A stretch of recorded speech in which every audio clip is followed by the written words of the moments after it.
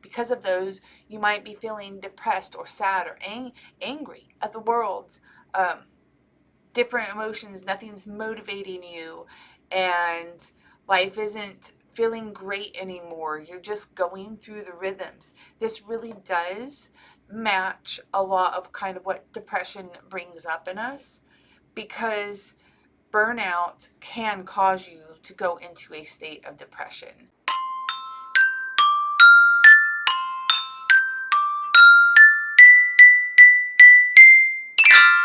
Hello and welcome to That's Just Human, a podcast that explores all aspects of being human, living in a human body, and dealing with life's obstacles. I'm your host, Elisha LightAngel, and by day I'm a massage therapist, and like you, I live in a human body and I have a plethora of human experiences. So here is my space to talk about experiences that we all have, spout to you a little bit of life advice from my own perspective, and get other people's perspectives as well. Today is a solo episode where you get to hear from my little chatterbrain, and I'm delving into a topic that some of you might be experiencing right now, or you may have experienced at different points in life, and it's, I feel, something that's relatable and definitely part of having the human experience. So because we're human, we are subject to being tired and drained and not being to go all the time. So we live in this society, in this world that wants us to constantly be doing something from the time we wake up to the time we go to bed, doing things that are draining us from our own energy, physically, mentally, emotionally, spiritually. Like, all of those can be draining in different ways, and the amount of tiredness or the amount of exhaustion that we feel that is associated can manifest from any one of those areas of our life where we are not taking care of ourselves, we're not being fed, we're not doing what's best for us. So I know all about burnout because I've been burnt out a few times in life. I would say the first time was definitely once I became a single mom. At that point, I was working 2 jobs, just trying to, pay bills, feed my kid, make sure he was taken care of. And it was stressful to be a full-time mom and work 2 almost full-time jobs and try and just keep going. Like, there's a point where you get really, really tired. There's a point where you start to wonder, why am I working so hard and not getting to reap any benefits? And by benefits, I mean just being able to relax, to have a Saturday off and not have to do anything, because that wasn't a luxury that I had at that point in life. I had to work 1 job which covered all of my bills, but then I needed to pay for someone to keep my son. So I had to get another job to cover childcare. That's just how it was. So the other times that I had off, I was doing, adulty things like laundry, grocery shopping, cleaning the house, running whatever errands needed to be done for the day. That's kind of just how life went on at that point. And I did it day in, day out. Didn't matter if I was tired, I just pushed through because it felt like there wasn't any other options. And a lot of times we get to points in life where we feel like we don't have any option but to keep doing what it is we do. We also don't know any other ways. It wasn't until I started making a life change, which was going to massage school, that things started to shift for me at that point. And it was a whole series of events, but I'm just trying to give to the fact that I've been burnt out. I've also been burnt out from later on in life when I had a partner that was very, very draining. He didn't contribute anything, and I was financially upholding him when I didn't have it to give. I was emotionally upholding him, and while I might have been able to do the emotional toil, I couldn't do that and the financial at the same time. And the culmination of that 3-year relationship really left me feeling drained in ways that I almost feel like it took another 3 years to fully rejuvenate my internal spirit and my energy to where it had been prior to starting that. So it taught me a lot about different factors in our life that can pull from us and then leave us feeling drained. And when we feel drained, we might not be thinking, oh, I'm burnt out and this is what I'm experiencing. Instead, you might be feeling that you're tired or you're fatigued or you're exhausted. I would say those definitely help top the chart. Because of those, you might be feeling depressed or sad or angry at the world. Different emotions, nothing's motivating you, and life isn't feeling great anymore. You're just going through the rhythms. This really does match a lot of kind of what depression brings up in us, because burnout can cause you to go into a state of depression. And it's depression like from the mind. Your body is feeling depressed. So you might even be more apt to be getting sick because your immune system is depressed. So all of these different aspects of your being, physically, mentally, emotionally, are not pressed, not pressed down.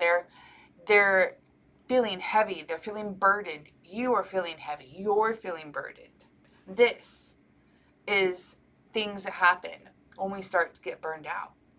So, since it's usually not an option to just stop living your life, go off into the forest or onto a beach, I don't know, whatever's your jam, and say, forget the rest of the world, I'm just going to go live out here, because I've definitely had those thoughts at points in life where it's felt overwhelming and I just wanted to get it away from it all, from the stressors or the things that I felt that were pressuring me in life and in society in general.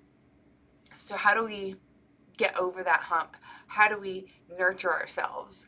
This is what it's really taught me about self-care, because self-care is about bringing elements into our life that are constantly meeting the different needs that we have and meeting the needs of our future self, so that we're taken care of and can show up to do our work, to care for the people, the family, little ones in our life, or older parents, whoever it is, to do the hobbies and the special interests that you desire to do, to have the physical energy to go out and do all of the different things that you actually want to do. So, self-care, it's meeting your needs. And picking one little act, if you're in the state of burnout, there's got to be something that's going to shift. And maybe even something needs to majorly shift in your life.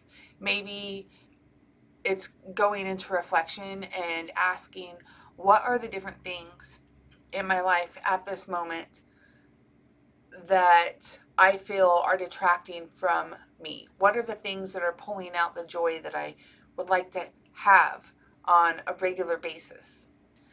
And evaluate those. Are they something that you can eliminate from your life? Are they something that you can make a change? Because it could be some kind of a habit that you have.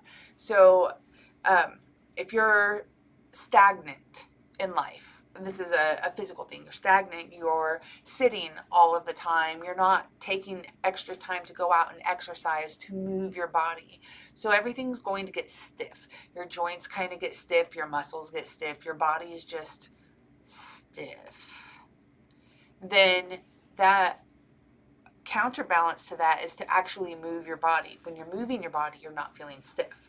So it helps to actually move some of that stagnant energy, because you haven't had it, and therefore you have a newfound freedom in your body of movement, of feeling better, of maybe not having some of the pains that are associated with feeling stiff.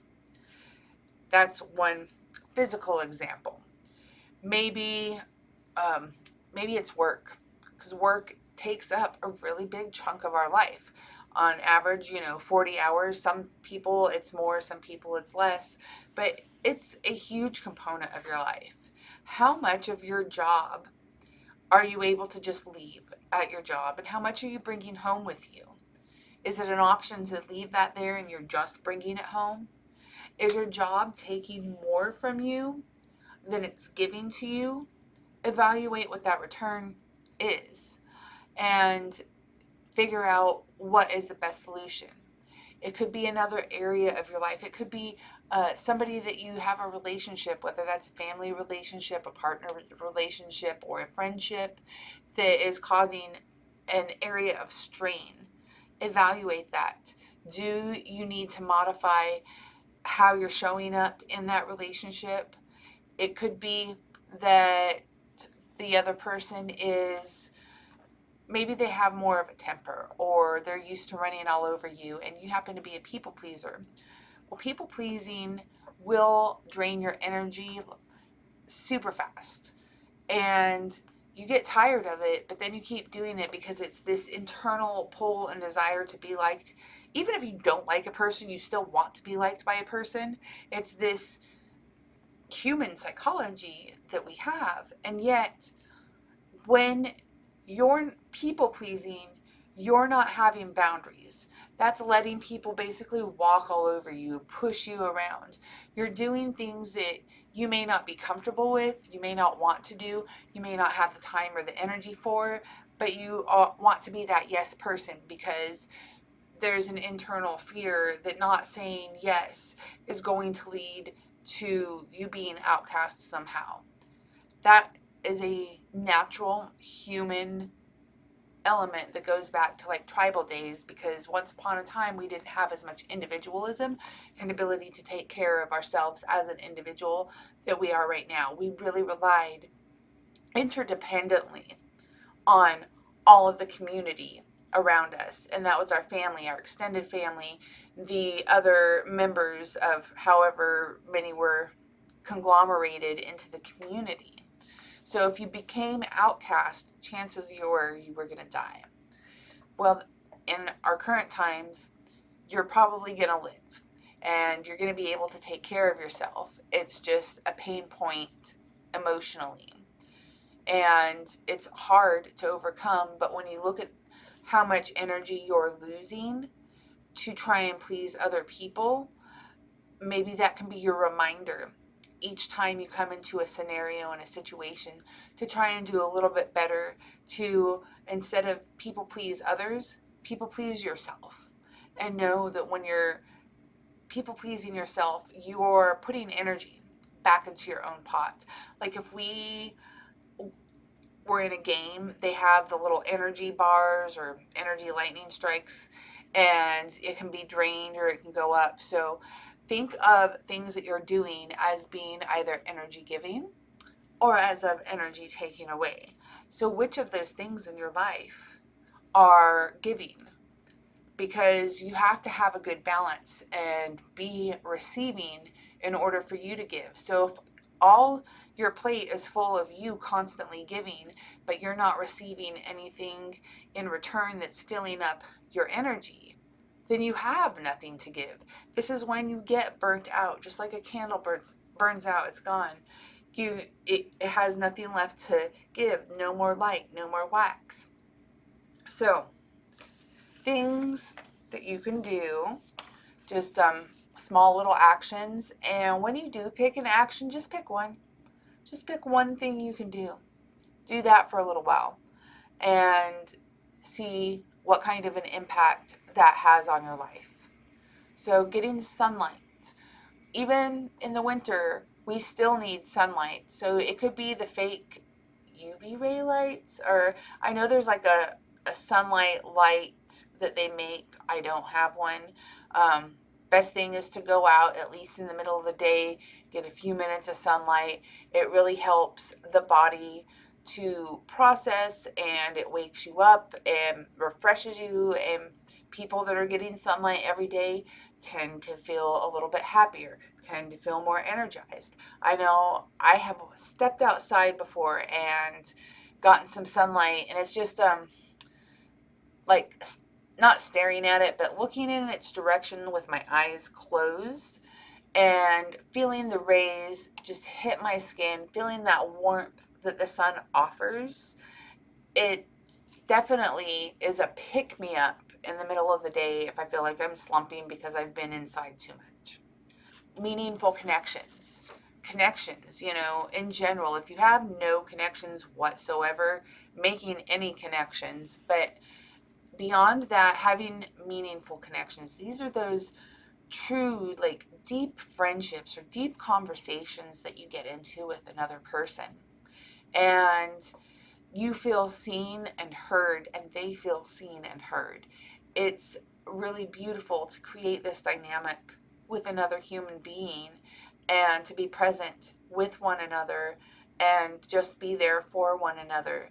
These connections fuel our lives and they bring us joy and happiness. It is the people in our lives that add to the fullness of our life. And if you're surrounded by people that aren't adding to your fullness, they might not be the right people for you. I hate to break that to you. And if they're toxic, they're definitely not the right people for you. Living in the present moment, which is hard to do, and I might do a whole episode on that someday. But learning how to just intentionally be here right now in this moment will allow you to sustain any energy. You're not thinking about the things that are coming up that you need to worry about. You're not dwelling on things that might have happened or that are worrying you or causing you heartache or whatever that the brain is putting you through. It's putting all of that, leaving the past in the past, letting the future be yet to be determined, and experience what is happening right now in this moment. Music is so phenomenal for helping to shift the mood. There's all sorts of music that has all sorts of moods. So if you need to take yourself from one mood, one vibration into another, pick some songs or a playlist that emanates that. After a couple songs, you are sure to be moving from whatever state you were in into a new one, because music is magical like that, and it's awesome. Another thing you can get some that energy from is just being mindfully taking deep breaths. So that just sitting, kind of coming into that present moment, but you're like feeling into your body. So you inhale and you inhale slowly and just feel how the air comes in through your nose, passes down your throat, expands into your lungs. And then it moves from your lungs out your throat, out your nose, without effort and ease. Just focusing on slow breathing for a couple minutes can change your state of being, especially if you're prone to anxiety. It can really tap on calming down your vagus nerve, which is responsible for the fight, flight, freeze response that we have, and help bring you in the here and now, help be able to calm your mind. I absolutely love breathing. It's not just the breath that we do every day, but mindful breathing or specific breathing techniques. I love them. I love them all. Something that you can incorporate in your everyday life is nourishing food. And that means not going and eating a bunch of crap fast food. It means, probably pre-planning a little bit so that you could have some of the foods that fuel your body better, because when you're eating better, then your body's functioning better. When your body's functioning better, then you have more energy. And it doesn't happen overnight. This can be a slow process. So one thing that not enough people do is get enough water. And when you don't have enough water, you start to get dehydrated. When you're dehydrated, you start to feel more tired. Your muscles start to ache. Your joints start to feel stiff. Drink water and you can see some positive results within a few days to a week of getting a substantial amount of water into your body and making sure that your body is hydrated. Hydration helps your body have energy, which therefore helps your brain, helps the rest of you have a little bit more energy. Likewise, if you're feeling stiff, as we spoke about earlier, add some movement in. I'm not talking about crazy vigorous exercise. Anything that's more than what you're doing now is sufficient. Make sure, do something that just moves your joints in the morning. Get the fingers going, bend the elbows and the wrist, move in ways that gets the joints just moving, and that helps to get some of the stiffness out. It doesn't have to be anything complicated. Go take a walk around the block. Doesn't have to be for a long time. Any movement counts as movement. Getting your proper sleep. I know sometimes that's hard. If you're out there and you're like me, back when I was a single mom and I had 2 jobs, I definitely was not getting that much sleep because I didn't have that many hours to actually be sleeping. So I was tired all the time. And at this point in my life, I really love my 8 hours of sleep a night. My body loves 8 hours of sleep a night, sometimes more. And I can get by with 7, but making sure that proper sleep is happening on a regular basis as your body gets used to this and it knows how much rest it's going to get, then energy levels can start to increase because your body's starting to receive the rest that it needs. So on like the food level, you have that nourishing food that you're accounting for, and then you have to give up some of the junk food. Junk food can be really depleting because you're eating something, your stomach's getting something, signals are sent to the brain, but it's not nourishing food. It's not full of a bunch of the natural vitamins and minerals that our body needs to subsist on. So it's draining you. It can add to the burnout. So these are just some of the things that you can do that kind of help to shift from that burnout phase into less burnt out phase into eventually a much better, more taken care of self. If you suspect that you're experiencing burnout, there is something called the Oldenburg Burnout Inventory. You can look that up, and I'm also going to put a link to one of the many places that are on the internet that have a little test you can take. It's like 16 questions, and it's one of those where you answer you agree or strongly agree, disagree or strongly disagree. So there's no in between. You're either agreeing or you're not agreeing, or you're very strongly agreeing or not agreeing with the statements, and then they give you different scores of what that is. However, if you've listened to this whole episode and you recognize some of the symptoms in your life, you might be experiencing burnout as well. So take some steps to take care of yourself so that you can feel better, so that you can have a more joyful existence in your own human experience, because isn't that part of what it's about, trying to find those areas of life that do bring us joy? Because there's plenty of areas that don't. So let's find the ones that do. If you're interested, I'll also put in the show notes a link to a little workbook I have called Burnout to Bounce Back, if you're interested in that. So thank you so much for joining me. If you're still here and you're on YouTube, please subscribe, like, comment. All of that helps the algorithm. And on Spotify, you can give me 5 stars. On Apple iTunes, you can give me some stars and a comment. All of that helps get my podcast out to more people. You can share it with friends that you think might like hearing this as well. I appreciate you listening to me. It means so much. As you embrace your humanness, be kind, be you, and remember, everything is part of the journey.